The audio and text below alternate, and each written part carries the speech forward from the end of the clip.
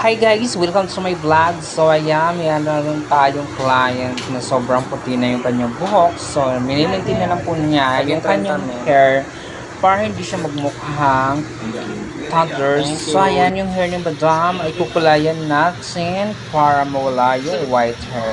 So ang gagawin natin color is blonde.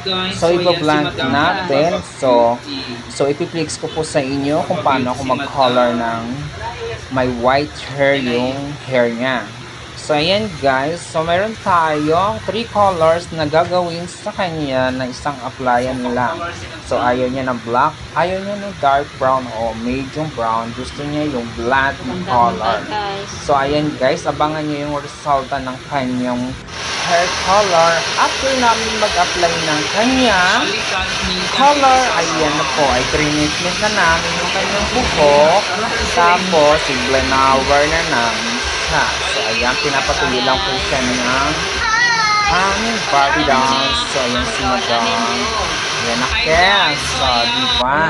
So, ito na yung kanyang file lock. So, ayan, si madam ay sobrang ganda. At bumata pa siya, o diba? Sobrang ganda ng color niya is wala ng white hair. Kung mapapansin niyo yung hair ni madam. Diba? Kabog. So, ayan na yung hair ni madam. Diba? Ang ganda. Bumata siya, diba? So, ayan guys. Thank you for watching. Subscribe na rin ako sa aking YouTube channel, Nika Sidro TV. So, yung aking page po ay Nika dito sa salon. So, ayan. Pwede rin po kayo mag-walk and mag-escape. Yan. Thank you for watching guys.